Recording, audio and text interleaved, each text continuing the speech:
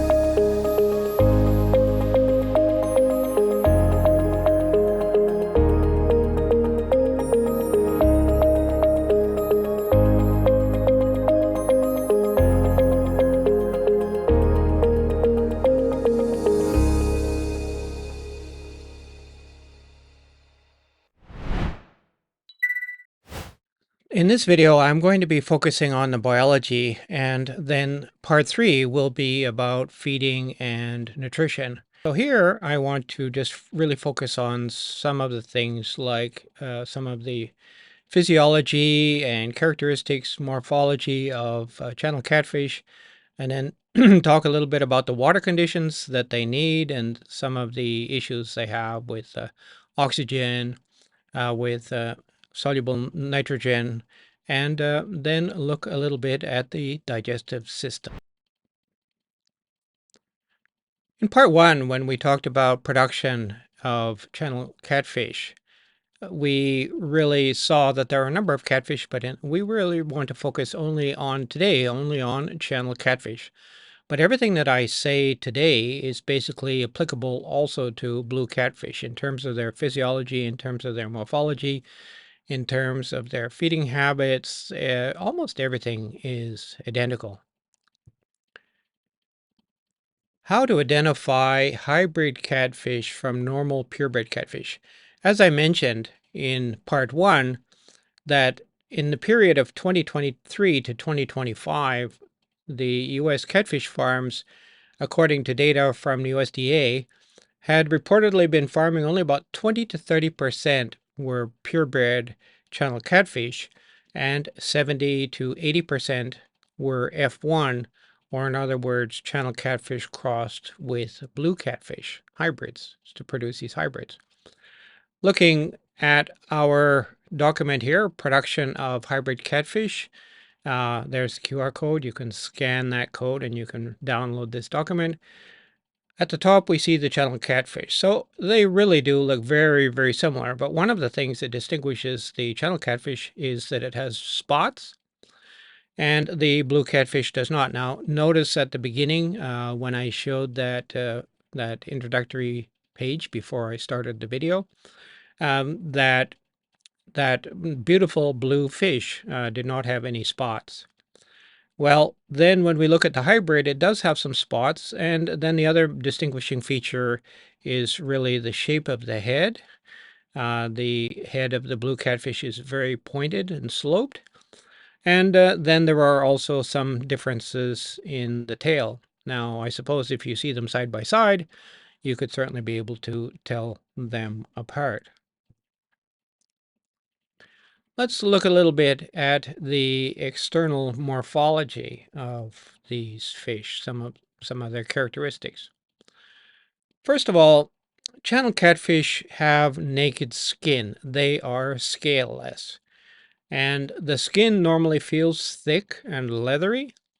But really all of the catfishes, even here, the Asian catfishes and also the African catfishes, have a similar kind of a skin. And my experience here in Asia with those catfish is that for some reason, if you have a vitamin C deficiency, it could come from a dietary cause. It could be coming from spraying of herbicides and other organophosphate chemicals in the environment that end up in the water, and the fish absorbs those.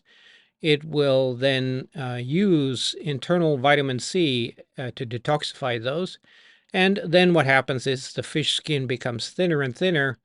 And then when you're handling these fish, or you're moving them around, or even when you're just simply crowding them up, when they have their spines, which I'll talk about in a moment, they can get injured.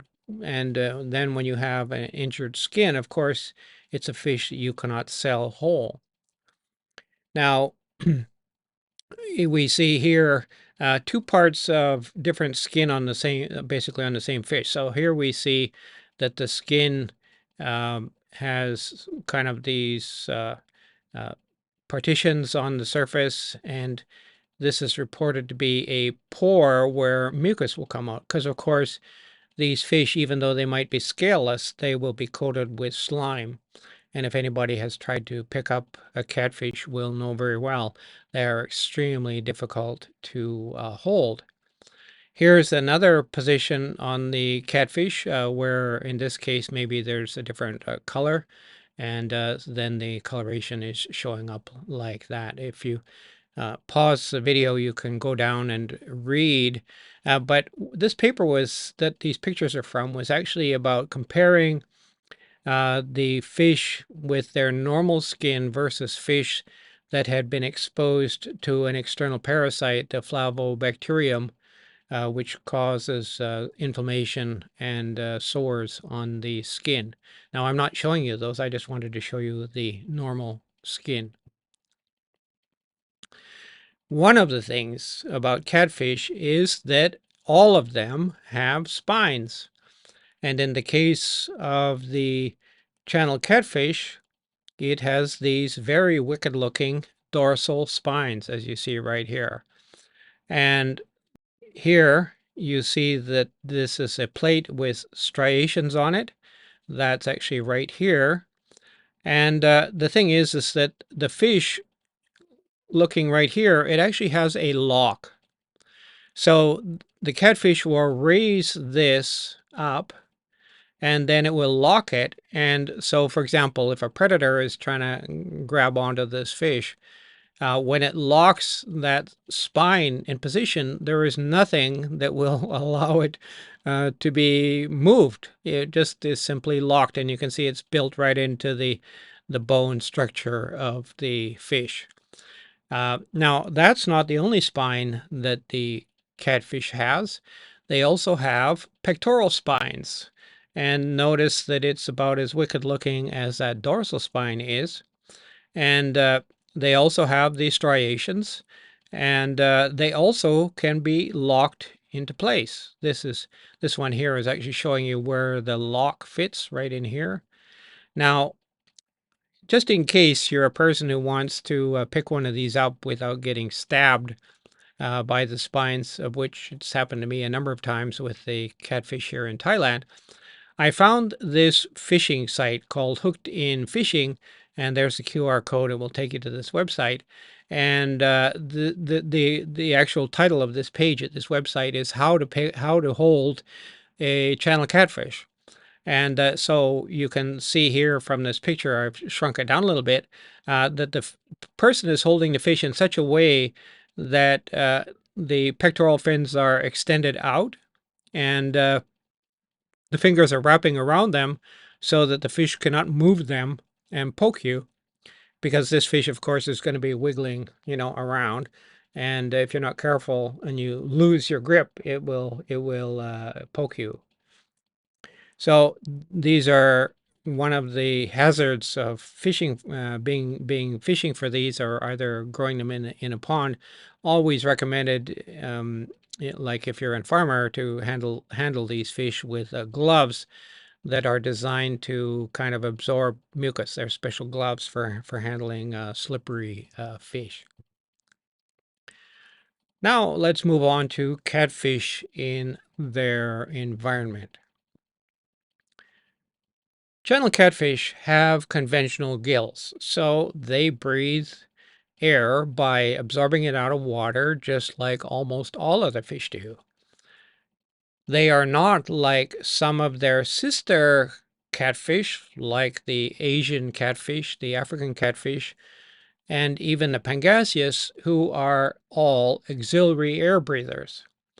So for this fish, it's very important that we monitor and control dissolved oxygen in the water, because these fish do not have any ability to go to the pond surface and swallow air bubbles. When I start talking about the air-breathing catfish, and I'll have a video coming up on that very soon, we'll go into this in a lot more detail. And pangasius are also air breathers, but they actually absorb oxygen through their stomach rather than through some special organs, as the African and Asian catfishes do. Before we go into more detail, let's just look at this paper here, looking at the environmental requirements that are recommended for catfish. So water temperature, optimum growth, 28 to 30 degrees, and dissolved oxygen. So this is saying not less than 4 milligrams per liter. So that's not less than 4 ppm. That's actually a little bit on the low side. And of course, if you're dealing with a large pond, can you guarantee that everywhere in the pond is greater than that? Well, one of the things about fish is if there's an area where there's low oxygen, they will simply move and migrate around in the pond until they find a place with more oxygen. They tend to avoid depleted oxygen areas. We then have supersaturation, carbon dioxide, hydrogen sulfide, pH 6.5 to 9. And then down at the bottom, we have total ammonia nitrogen, or TAN, less than 0.5 to about 1 milligram per liter, or 1 ppm. I will be talking about that a little bit later. On the right-hand side is this table from Tucker, and this is from one of the catfish farming handbooks, looking at the fact that in many cases the farmers have access to aquifer water. So they take the water out of wells rather than taking it out from rivers or lakes. And in that case, the dissolved oxygen is going to be zero. And then the other thing about groundwater is it tends to have quite a lot of alkalinity, and that is and hardness. So coming mainly from calcium, but also some from magnesium. And then there's some other minerals there. But the key thing is that when you are dealing with aquifer water, you have to be very uh, uh, interested in oxygenation of that water before you introduce it to the fish. This is just a general table, catfish and their response to different stressors. So we have what we call short acute exposure. So these could be minutes, maybe up to a couple or 3 hours, few hours. And they don't have much impact, but every time a fish is exposed to a stressor, it has to have some time, first of all, where it maximizes its stress response. And then after that peak and the stress response passes, then it takes some time to recover.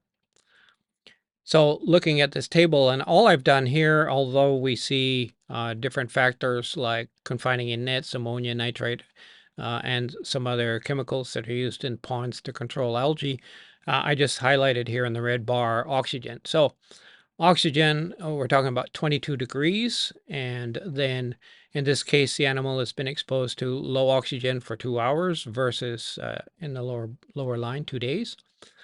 Time to peak response, so about 45 minutes if the fish is exposed for 2 hours. And but notice when we talk about recovery that after oxygen has been restored, that if the exposure time has been acute, then the recovery time can be relatively quick.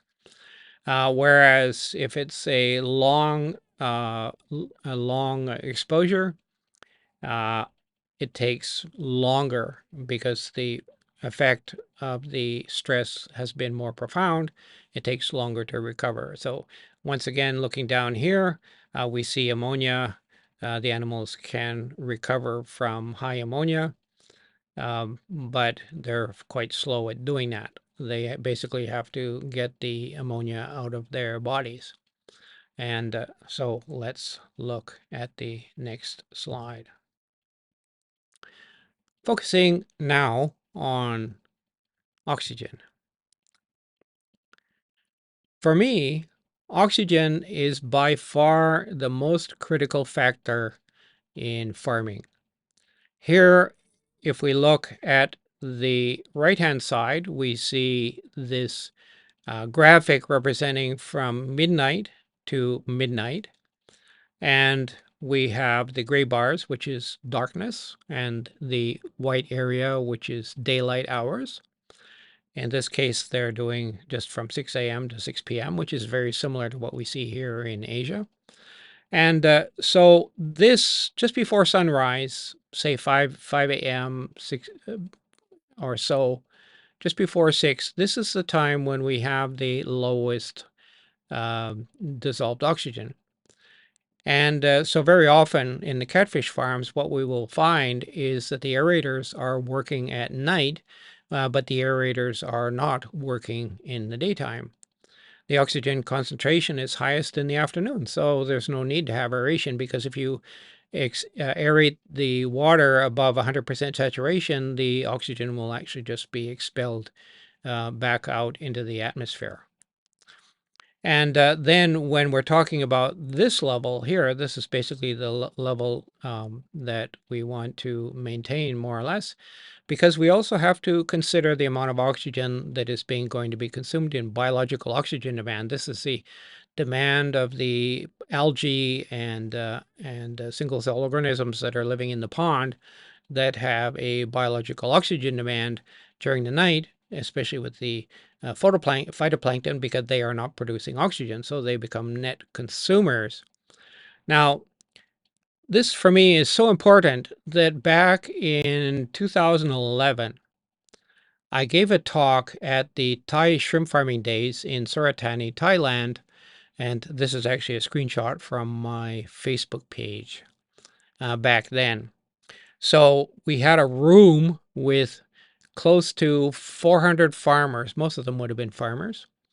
And then I gave a talk, which was given in the Thai language, and the slides were in Thai language as well. And so I had to do a lot of practice for this.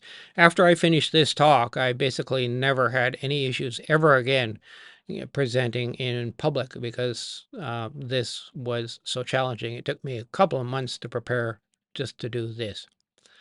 But the focus for me was when a farmer comes to me and says, "My fish are not eating your feed," the first thing I ask is, "So what is your dissolved oxygen?" And it's always really surprised when we see farmers say, "Well, I don't measure dissolved oxygen." In the catfish feed, in the catfish farms, they don't use aeration because the fish are air breathers. But in shrimp farms, they will be using aeration. But whether it's effective, whether they have good water circulation, intense shrimp farms always have blowers pumping air in to the bottom and causing upwelling in order to move that water around and get the oxygen going. So when I gave this talk on behalf of my own feed company, I didn't talk about the quality of my feed. I talked about how important to these 400 farmers, I talked to how important it was to them to understand why oxygen was important and what to do about it. So that's just something that I did in the past uh, because oxygen is just so important. Now, oxygen saturation in water is related to the partial pressure. That is, water contains a number of gases just as the atmosphere does. And each one of those gases is going to be in the water um, just through diffusion. And then we need to look at what we're actually talking about. So when we talk about partial pressure, we're actually looking at that as percent saturation of water out of oxygen into the water. And there's a limit to how much oxygen the water can hold. This normal graph on the left-hand side is showing three things. First of all, we focus on this point right here. So this represents 100% saturation. And if we see here, the temperature from 20 gives us an oxygen saturation, 100% saturation of 9.3 ppm. But if we increase the temperature to 30, the oxygen saturation maximum is down only to 7.8. Now, this paper is from marine reef fish, but it gives us an interesting idea.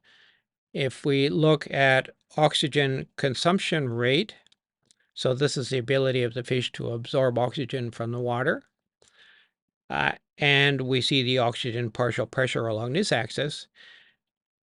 Until the partial pressure is between about 4 and 6 kilopascals, the fish actually has a hard time finding enough oxygen simply because the oxygen molecules are so widely diffused in the water that they're just not really close to the membranes in the gills.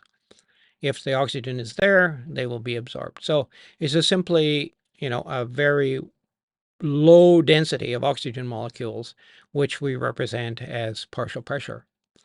And then once we we get to about 6 in the case of this marine fish, then the oxygen uptake is very stable at pretty much any oxygen partial pressure. Now, I haven't related oxygen partial pressure to saturation, but that information is available if you want to find it on the net. Now, here I have a small quotation from Dr. Claude Boyd. So Dr. Claude Boyd is at Auburn University. He's probably the world's leading expert on fish culture in ponds. He's written books about pond soil, several basically reference books about water quality in ponds, mostly dealing with his experience with catfish ponds in the southern United States. But he's also comes here to Asia very regularly, and he knows a lot about shrimp farm ponds as well. And so this is an article from the Global Aquaculture Advocate, which is now called the Global Seafood Advocate. There you can scan that QR code and it will take you to this article. So he said here, studies at Auburn University with channel catfish showed that survival, production, and feed conversion ratios were better in ponds where average minimum daily oxygen concentrations did not fall below 3.5 milligrams per liter. What are we looking at? Well, he's showing here early morning dissolved oxygen. So we're talking about 5 a.m., 5:30 a.m. before sunrise, when the oxygen level in the pond tends to be the lowest. And we have across the bottom axis, of course, the oxygen level in milligrams per liter. And then we have feed conversion ratio. So this is not something that's going to be a one-day affair. This is going to be something that might be occurring regularly in a pond every single day, every single early morning for days and weeks and maybe even months. And we have an inflection point right there at about little over 3 ppm. So at that point, then the FCR, which we look at, say from here, at that point, the FCR is pretty consistent at a little under maybe 1.75 or 2, something like that. But as soon as we go below 3 ppm, then the FCR starts to climb. So this is one of the reasons why, if we're trying to maximize feed and growth, we do really need to be concerned about oxygen, because if the oxygen is too low, fish won't eat. Their metabolism won't work. They won't be able to digest food even if they do eat it. So I really recommend that you go and look at some of the reference books that Dr. Claude Boyd has written. There's several of them out there. Oxygen consumption and feeding. So here we have this paper is by Hargreaves and Tomaso. This was actually in the textbook Biology and Culture of Catfish by Tucker and Hargreaves from 2004. In this case, we're looking at oxygen consumption rate of channel catfish, and they tell us that oxygen was near saturation.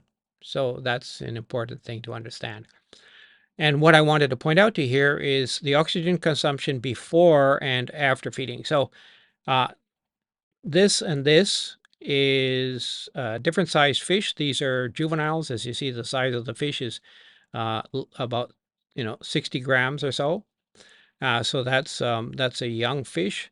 But notice that the oxygen consumption is somewhere, well, I've got here 90 to 110 by Moss and Scott, and Jarbo is got quite a wide range there. So let's stick with the Moss and Scott of 90 to 100. Come down here, we see the same size fish, 66 grams more or less.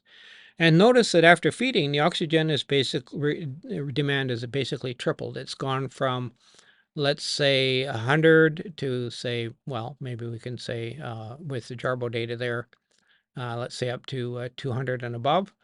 But after feeding, and notice this is 10 hours after feeding, okay, and 7.5 hours after feeding, that the oxygen demand is approximately triple.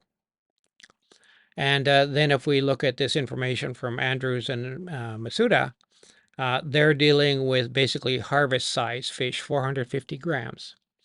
So their oxygen demand, because they're much larger animals, they have 250 to 450. Notice that this varies according to the water temperature. So when the water temperature is 24, they're saying it's around 250, and temperature affects metabolism and oxygen demand. And so see there 450 at 30 degrees. And then come down and look down here. So here we have, once again, same size, basically harvest size fish, and the same temperatures 24 and 30. But now notice that whereas before the oxygen was 250 to 450, it's now gone from 250 to say 400 at 24 degrees. And it's gone from 450 to 550 at 30 degrees. So when we are feeding our fish, we have to realize that the more we feed, we have uh, to consider the fact that if the fish eat all the feed, which hopefully they do, that just simply the fact that they've eaten and then they turn on this digestive demand for digestion, and their metabolism speeds up. Excuse me, their metabolism speeds up, simply their oxygen demand will go up. And so if we're not taking good care of the oxygen, what happens if the fish demands more oxygen, but the oxygen isn't there? Then they will become deficient in their oxygen.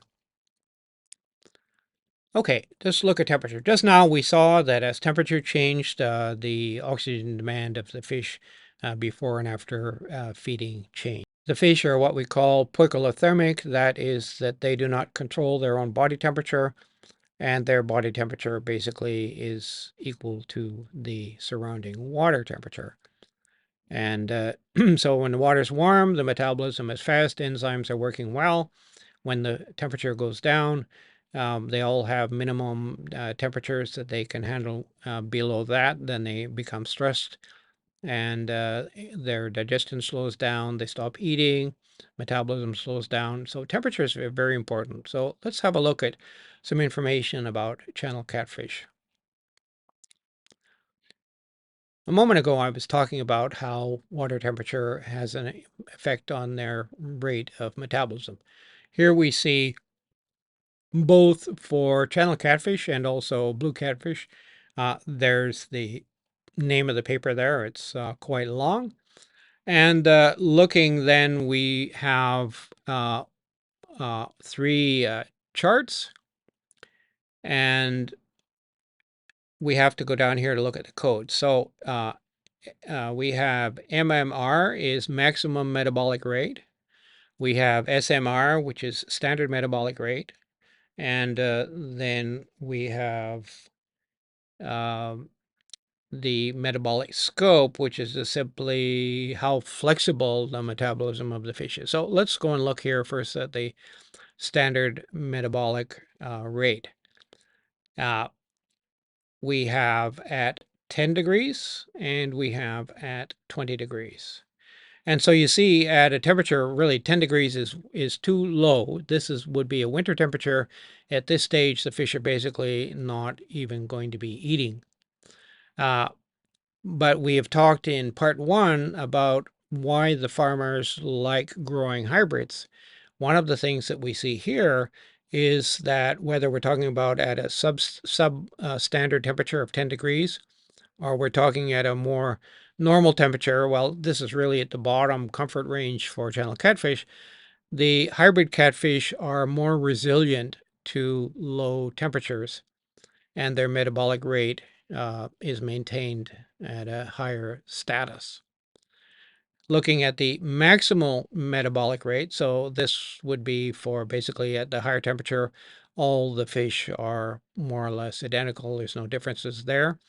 But at the low temperature, the hybrid catfish is able to deal with a much higher metabolic rate. Now, this is really important, and this is one of the things that gives the hybrid catfish so much resilience against disease organisms and in the winter, is because their metabolism, their immune system is all functioning at a much more standardized rate. Actually, if you look at it, it's higher here than it is even here at 20 degrees. So this makes the fish very immune to disease in the winter, where normal catfish are known to be uh, quite easily infected with things like Edwardsiella and so on. And then just looking simply at the metabolic scope, basically how much flexibility there is in the metabolism of the fish at different temperatures. Once again, we can see that the hybrid catfish outperform the others by more than double, basically. So this is one of the reasons why the U.S. catfish industry has moved so heavily towards growing hybrids. Catfish growing season. And I have here some information from this paper, Factors Affecting Feed Conversion in U.S. Commercial Catfish Ponds from 2023. The thing is that even in the southern United States, even though it might not freeze and we might not see any snow normally, we do have low temperatures, which are really below the optimal temperatures for channel catfish. And the channel catfish growing season lasts for about 200 days. So we have here, as you can see across here, we have the optimal range and we have the suboptimal. Now, if we're talking about 200 days when we can farm, that means we're also talking about 300, 350, 360 days when the fish are in the ponds, but they are really just being fed to maintain their weight, and they're basically being overwintered and they're not growing. And then notice that few farmers feed over the winter months. So if the fish are not going to grow, they just basically feed extremely small amounts of feed. And maybe sometimes in the winter, it might be a medicated feed in order just to help to keep them a little bit stronger against pathogens. But of course, here in Asia, we have temperatures above basically 25 almost the entire year. So over here, when we're talking about growing Asian or African catfish, there really is almost, let's say, maybe only 1 month of the year when things slow down quite a lot. Maybe December, maybe January, and then after that, growth is just occurring as normal. Okay, water temperature and feed consumption as a percent of body weight. And so normally we would talk about that as percent body weight per day. And this one is talking about winter feeding. And so multi-batch means that they're growing multiple age classes in one pond at one time. So the fish are separated by sizes. And then we look at the average feed consumption expressed as a percent of body weight. So because there's multiple uh, weight classes in a single pond, then we're going to be feeding different rates according to our estimation of the different age classes that are in the pond. And we see as the water temperature increases, the amount of feed that we have to feed goes up, as you can see here. And so then at about 20 degrees, then we're basically getting at about 1% body weight per day. Uh, but this one, I don't remember quite. This was done in tanks. I don't remember quite what size fishes were in the different weight classes that they were measuring. And then, of course, they give you a regression equation up at the top. So you could then plug in a temperature and plug in weight and so on, and it would help you then to estimate the amount of feeding that you would have to do for each size of fish. Another graph here, once again about growth and temperature. So this here we have optimal temperature for feed intake with best FCRs. Andrews and Stickney reported somewhere between 27 and 31 degrees Celsius. Hargreaves and Tucker, Lee, Arnold, they all basically said that was the range. And we mentioned on the previous slide that this is the reason why the catfish growing season is only around at 200 days a year. And looking here at the relative growth on the vertical axis and water temperature. So when the temperature is between about 20 and about 32, the red lines here representing the optimal range for the species, you see that's when they grow the fastest. And either below that temperature or above that temperature, then the growth rate slows down. In this paper, growth and feed efficiency of juvenile catfish reared at different water temperatures and fed diets containing various levels of fish meal. I thought that this was interesting because we see then they're testing at 3 water temperatures. So they have 17 degrees Celsius, 21 degrees Celsius, and 27 degrees Celsius. And at each one of those temperatures, they have 3 levels of fish meal. So they have feed with 0%, 4%, and 8% fish meal. And then we see feed consumption, we see weight gain, and feed efficiency, and then also survival. And at 17 degrees, well, of course, that's really a suboptimal temperature. But if we look at the graph on the right-hand side at the different temperatures, it's a little bit hard to single them out. But the ones that are growing the best are basically the higher fish meal feeds at the higher temperatures. You can see. Then we have the dotted lines, which are 21 degrees C, and then at 27 degrees C are the solid lines up here. And they're all growing the best. And it doesn't seem to matter, but the 0% fish meal is growing less, but the 4% and 8% are not different. And basically the data over here shows that here as well. Okay, let's move on to another water quality parameter, dissolved nitrogen. So here we're basically talking about the consequences of total ammonia dissolved in the water and then also nitrite. Here this paper is called The Ecology of Channel Catfish Culture Ponds in Northwest Mississippi. That's the QR code. This one, you need to have institutional access in order to be able to read this. But this graphic, what I wanted to show you, this is basically an extremely common graphic explaining how the animals take in and distribute their feed and their energy. So we have feed at the top and we have uneaten feed. So uneaten feed is 1 to 5%. Oxygen is needed to when that feed is floating around in the water, and it generates a chemical COD is a chemical oxygen demand. So we see release of phosphorus into the water, we see release of ammonia into the water, unionized ammonia into the water, and also carbon dioxide into the water. So the feed is eaten, say 95 to 99% of the feed is eaten. 20 to 30% of that ends up in feces. Once again, we have phosphorus, ammonia, and carbon dioxide excreted into the water. We have digestion, we have absorption, we have respiration and excretion, and a small amount is going to end up here.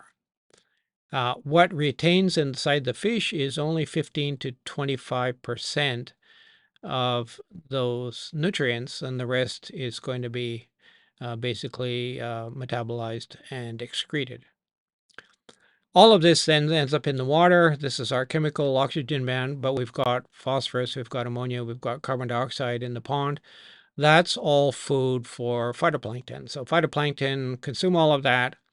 And then, of course, daytime they generate oxygen, and during nighttime they use oxygen. But the thing is, if you end up with an oversupply of phytoplankton and you end up with a plankton bloom, and then the bloom exceeds the nutrients available, then you will have a die-off, and that dead bloom then will become have a high biological oxygen demand. All of those dead phytoplankton will end up being consumed in the water by bacteria and so on, and all of those nutrients then will be recycled.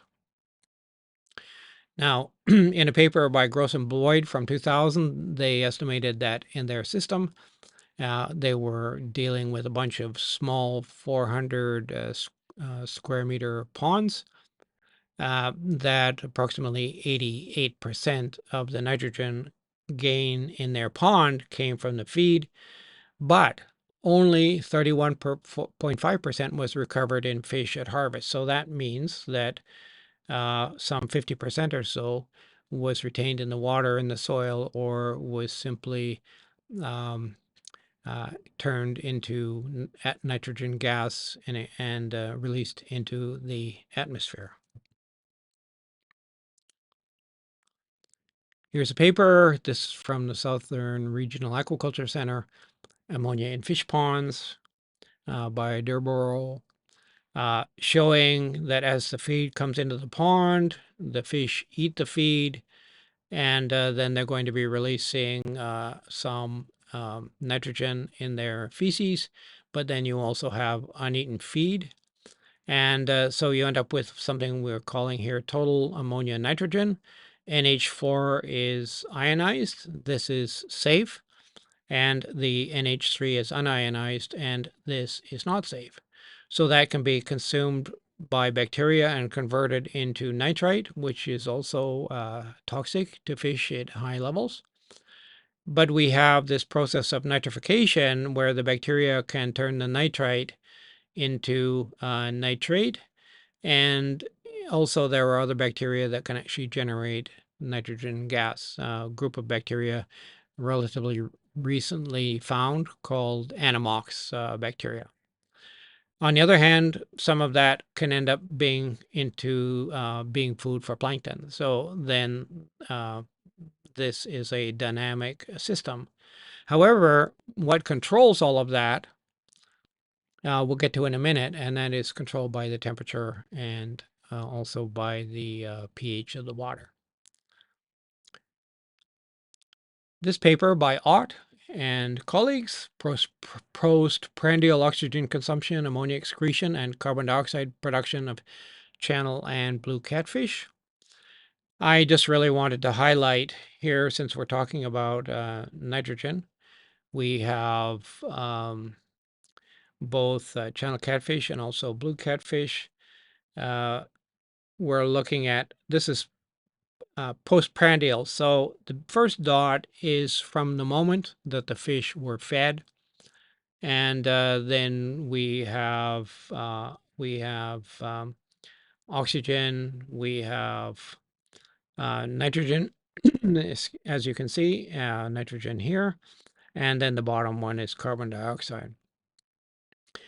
And so all of this peaks at around, say, 10 to 12 hours after feeding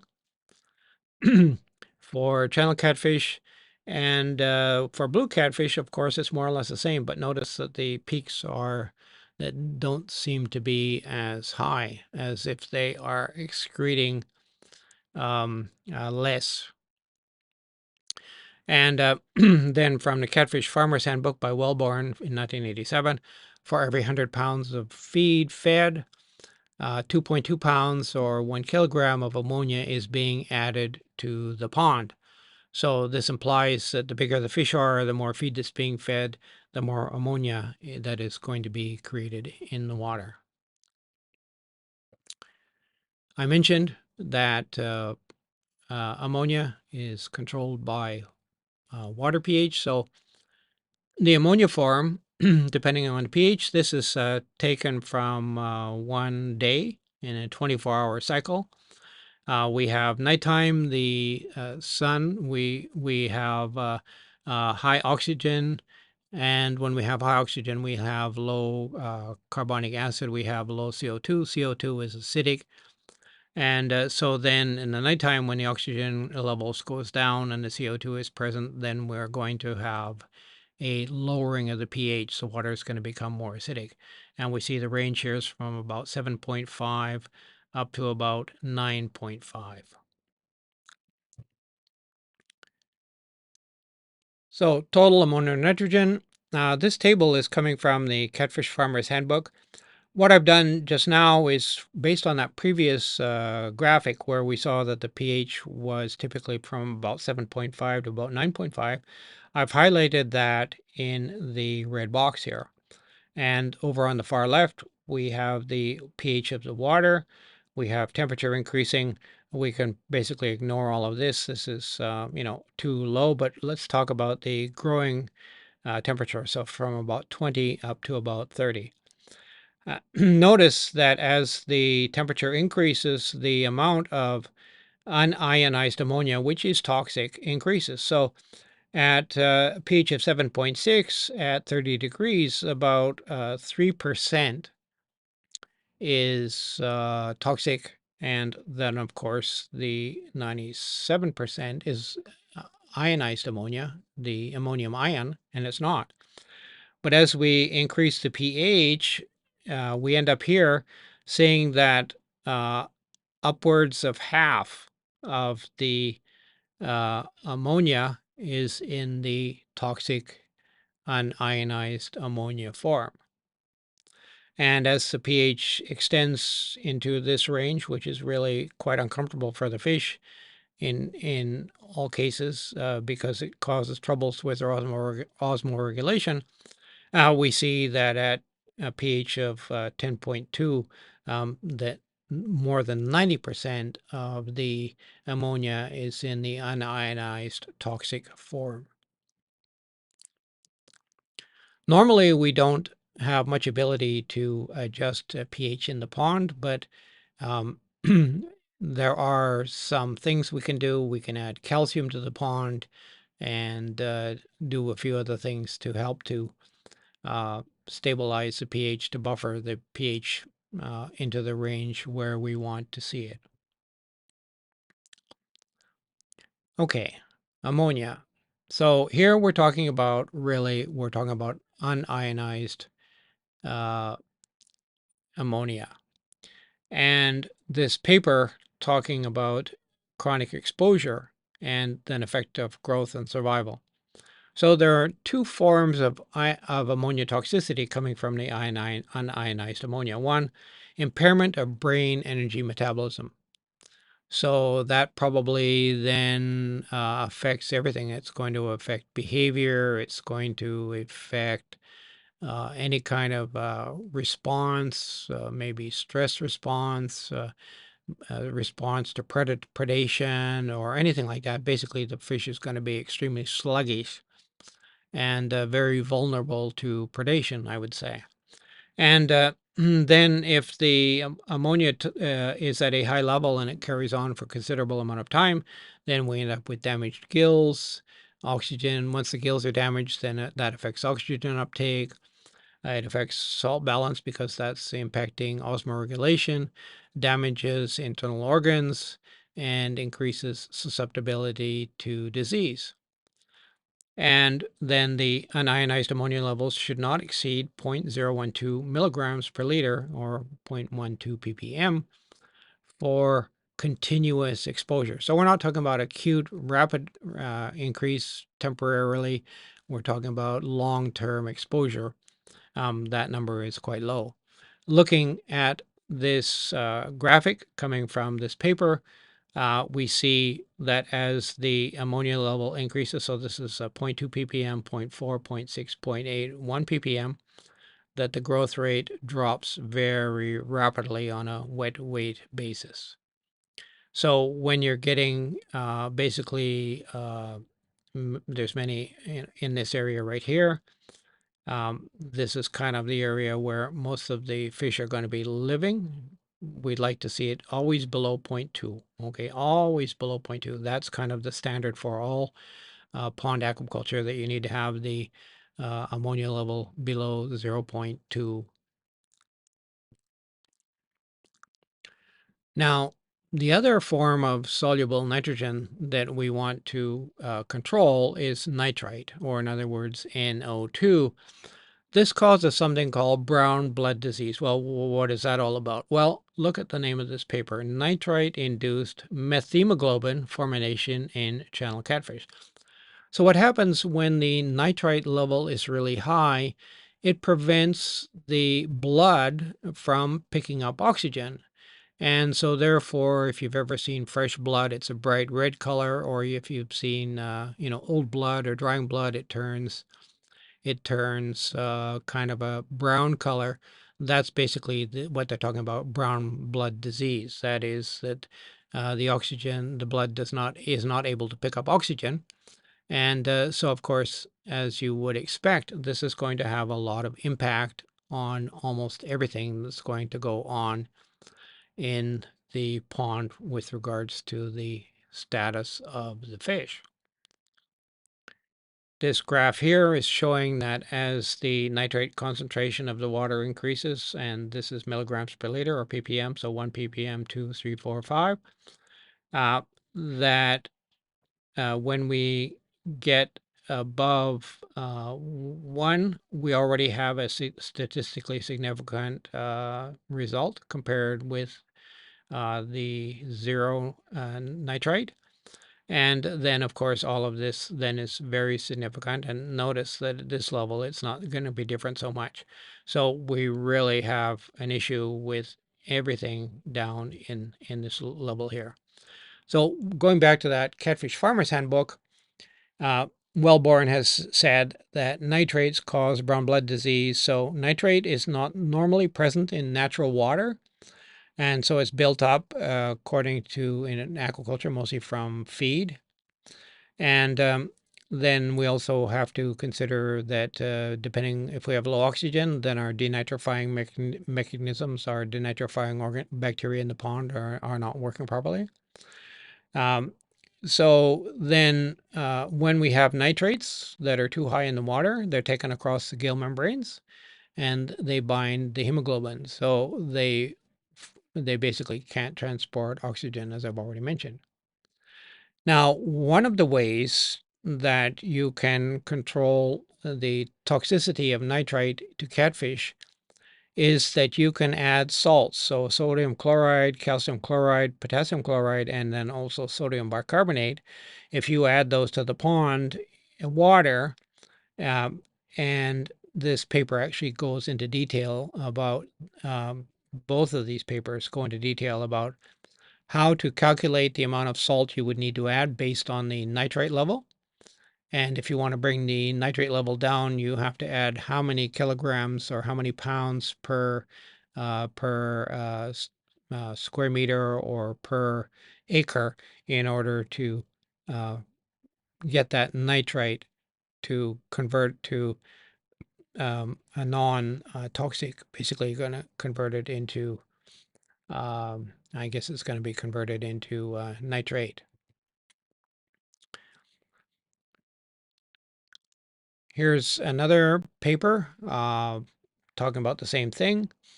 In this case, we're looking here at the pooled weight from these researchers. And so the previous slide was looking at methemoglobin saturation in the blood, and then of course the higher it was, the less able the fish is able to absorb oxygen or transport oxygen inside the body. This then is a consequence of that. So as the level of ammonia increases, we see the pooled weight gain going down.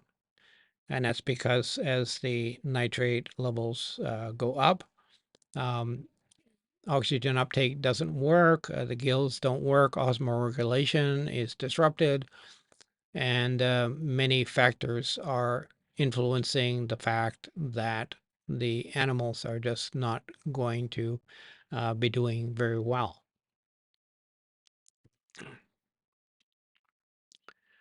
So to summarize this section, let's just look at this general list of water quality for channel catfish. This is coming from this book, Guidelines for the Culture of Blue and Channel Catfish from 2006. What I like about this table is it gives us the variable, and then it gives us the optimal level. So this is a range. So for example, it says temperature is 80 to 85. Okay, so that's degrees Fahrenheit. Dissolved oxygen should be minimum 5 here, they're talking about. And fish will tolerate down to 2, and then also take up to 200 to 300% saturation. So that would be basically nearly impossible under standard pond conditions, but it could be possible with oxygen injection and so on, maybe in a recirculating system or maybe in tanks that you could oversaturate the water. So we have going down here, we have nitrite. 0 is what we want, but the toxicity will depend on the chloride concentration in the water. And then talking here about unionized ammonia, they're saying not more than 0.2 ppm or less than 2 ppm.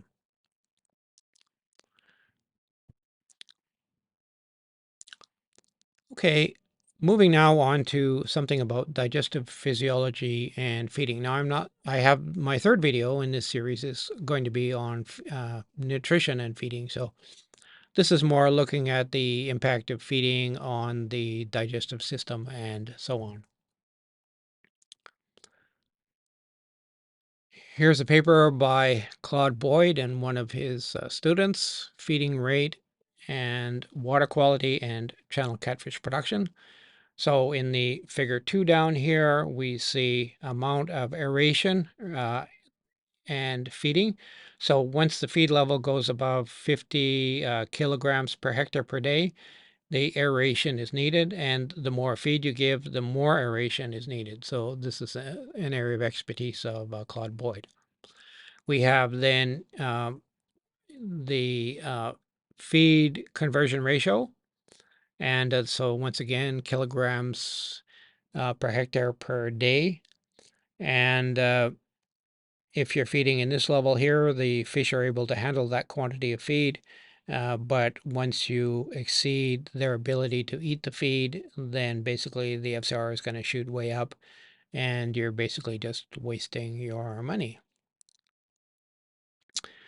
Now, at those different feeding rates, as you can see once again here, feed in kilograms per hectare per day, from 0 to 200 plus. See the impact of that. So chlorophyll A goes up. Why? Because the excess feed in the pond becomes food for the phytoplankton. Ammonia nitrogen goes up, as you can see here.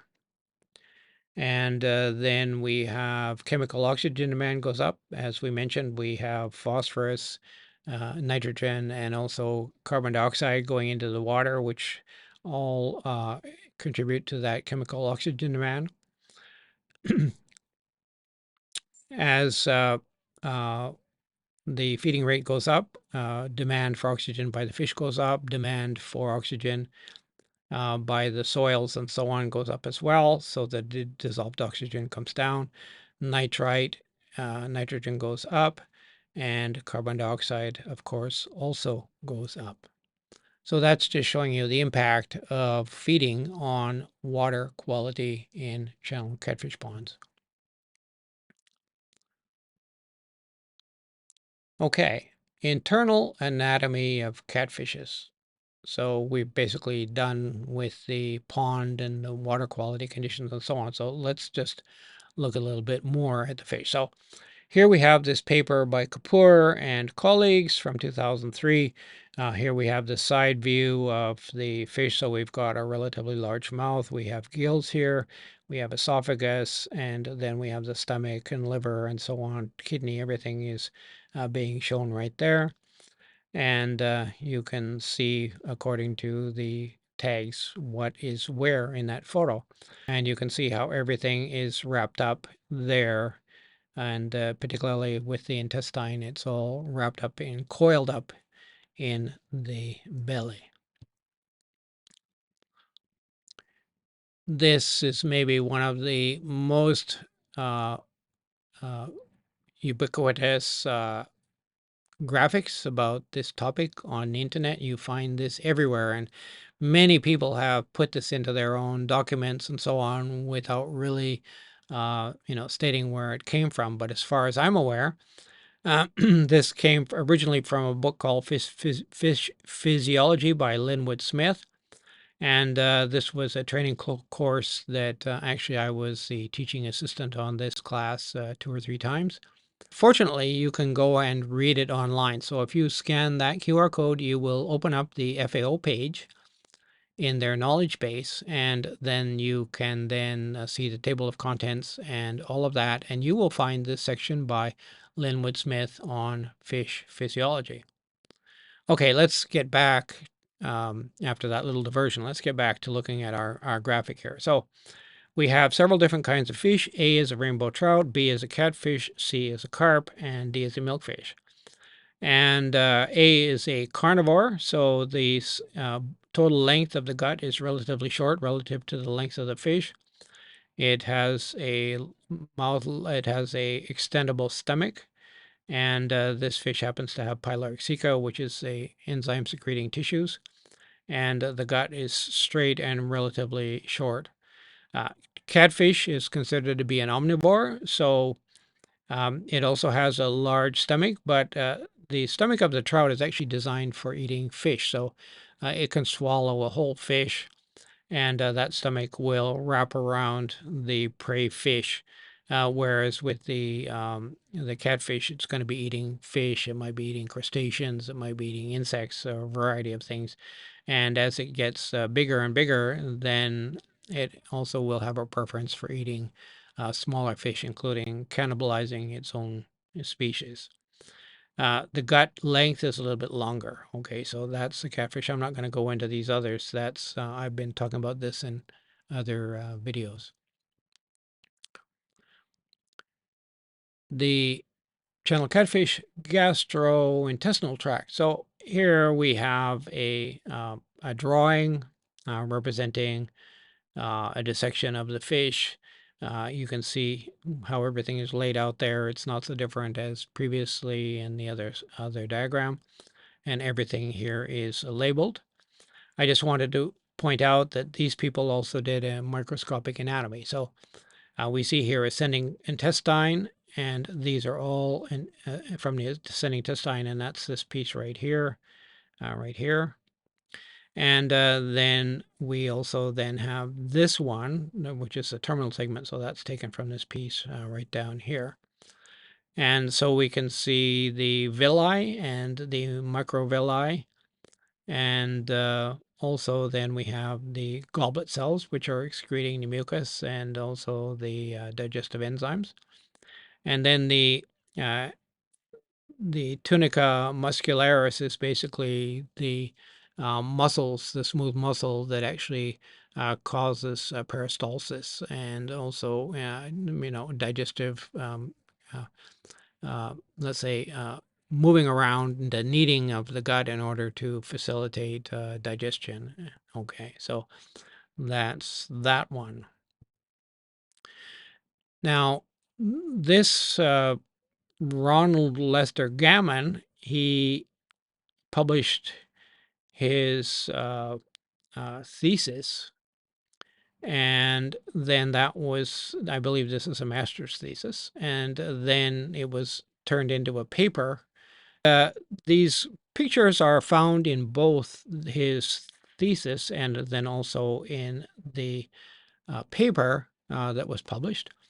But I recommend that you scan this QR code and you can uh, get pictures that are actually better quality in the PDF, that are better quality than the ones that are in the PDF of the paper. But anyway, if you want to read that paper, which is a little more concise and maybe a little more direct than the master's thesis, you can go and download both of those. So here we have this graphic, and you can see everything is labeled and so on, and you can go over here and see the codes and what's what. Same story as previously. So Gammon's thesis. Here he has the plate, explanation of the plate, looking at some of the parts in the cardiac region of the stomach. So this is stomach, figure 7 and figure 8. So 7 and 8. And then we have so this is the cardiac stomach, and this is a pyloric stomach. So this is basically close to the area where the food is exiting the stomach. So the cells are somewhat different there. And then finally, we have here, this is the pyloric intestine. So this is not the stomach anymore. And then we've got different parts of the intestine. Once again, here we have our codes for the different parts. Now, as a nutritionist, I'm always very interested in what's going to happen in the gut in terms of the ability of fish to digest the feed, whether they have the right enzymes, what kind of is the typical pH. And so here we're looking at the gastrointestinal pH of channel catfish. This is from a paper from 1976. So stomach, notice that the pH is different by temperature. So we have here a small fish, 134 grams, temperature 28 and 23 and 28. And then we have a large fish. This would basically be, it's nearly 1 kilogram. So this is, above a harvestable weight. And notice that the pH changes quite a lot in the stomach according to the temperature. And the bile is not so different. The pH in the pyloric intestine is basically not different much. In the juvenile, temperature doesn't seem to impact it at all. It's basically nearly the same.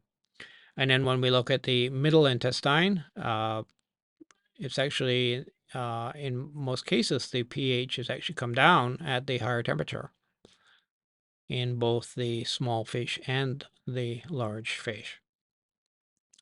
So that gives us an idea then what kind of environment do we have for the digestive enzymes? And if we were to consider adding, uh, uh, let's say, feed additives, the enzymes like phytase or carbohydrates or maybe even proteases, how effective would they be at these kinds of pHs?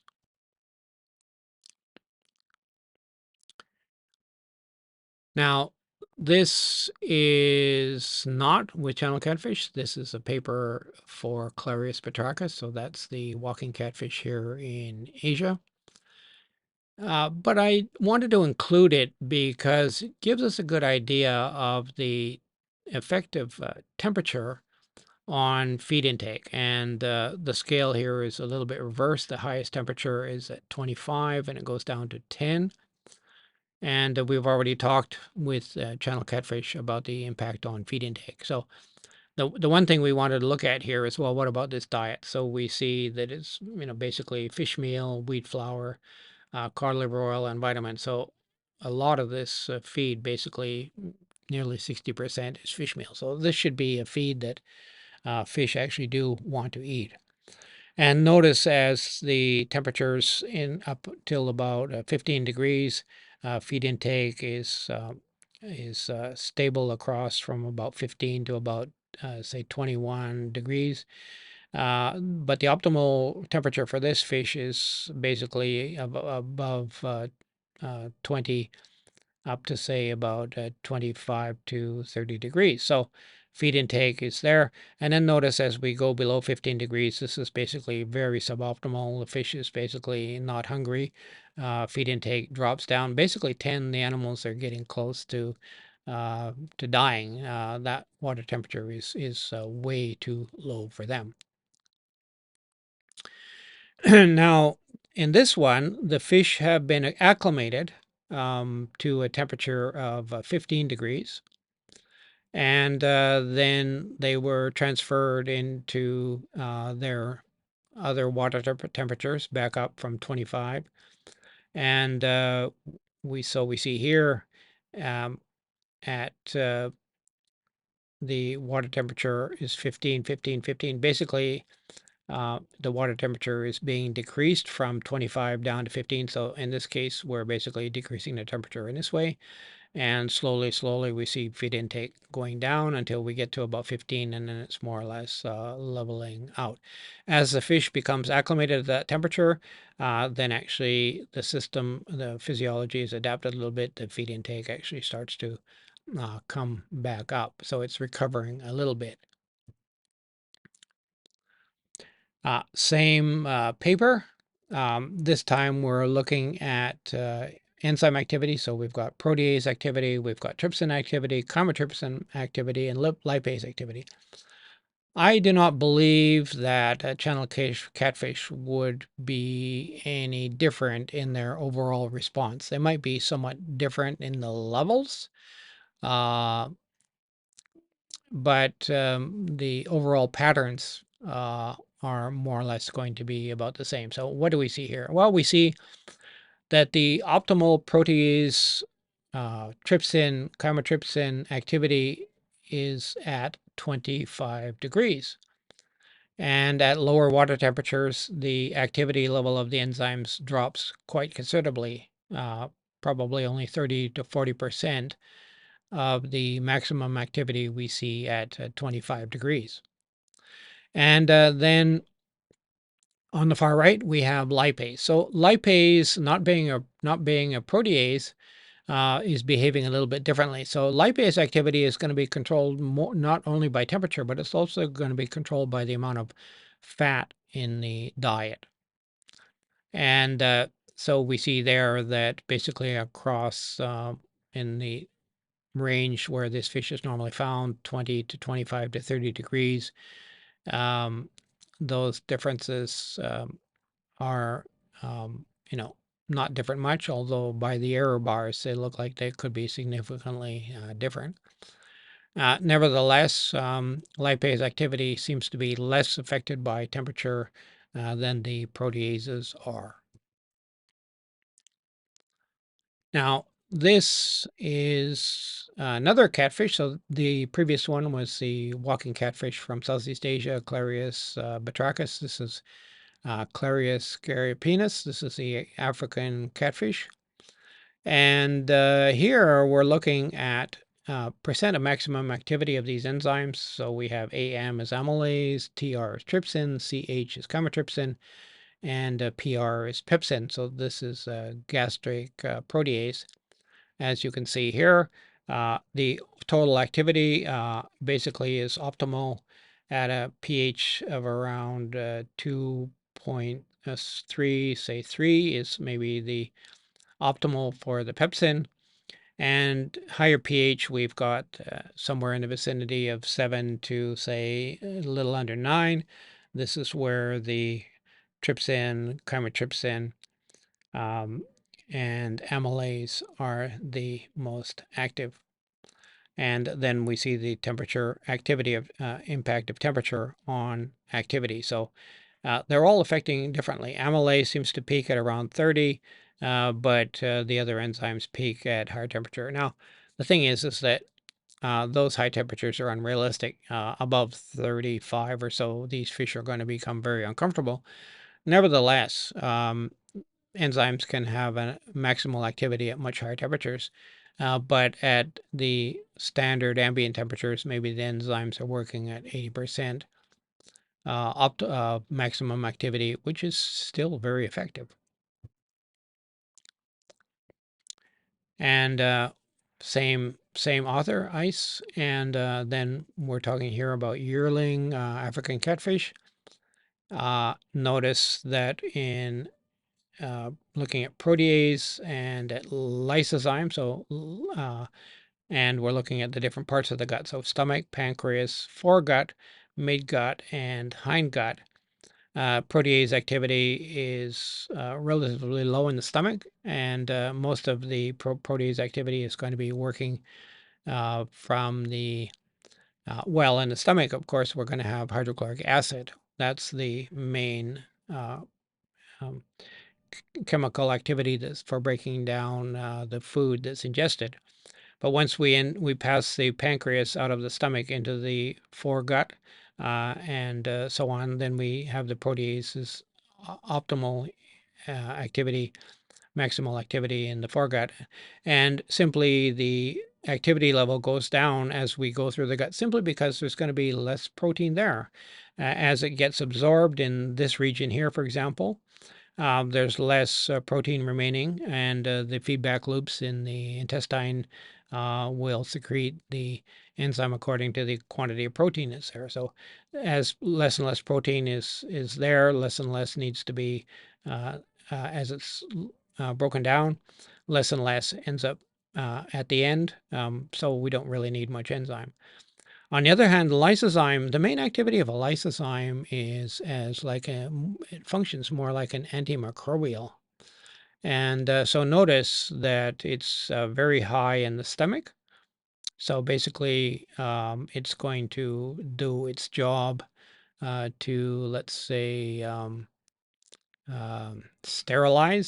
biologically sterilize the contents of the gut that the animal has eaten, and it will break down the bacteria and so on, both gram positive and gram negative, and then there's really no need to have it in the other tissues.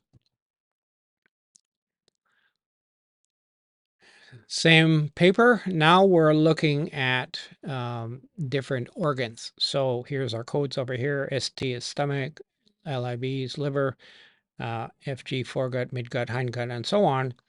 And we're now looking at the foregut is where the main activity is of trypsin and chymotrypsin, midgut and hindgut. And then if we're looking at this one, we see the pH once again, and the maximum activity of the chymotrypsin and the trypsin. Basically, their maximum activity is between about 7.8 and about 8.2 or so. Okay. We're nearly at the end of this. I just wanted to throw this paper out. It's was a little bit interesting. Um, so the paper, characterization of the gut microbiota of 3 commercially valuable warm water fish species. So the species are bluegill, which is an omnivore, largemouth bass, which is a carnivore, and channel catfish, which of course, is an omnivore when it's small, but as it gets larger and larger, it becomes more of a piscivore, more of a carnivore. And these fish were basically captured out of a spare pond at Auburn University. So when I say spare pond, this was a pond that it wasn't being used for anything. It had bluegills and largemouth bass um, stocked in it. And channel catfish, they said they didn't ever stock channel catfish, but from flooding and maybe, heavy rainfall and so on and so forth, the fish just managed to get in there from another pond nearby. And this pond was used more or less for sport fishing, for recreational angling. They just let people come in and fish for the different fish. What we have here then is a uh, analysis by PCR and so on of the bacteria that they find in the gut.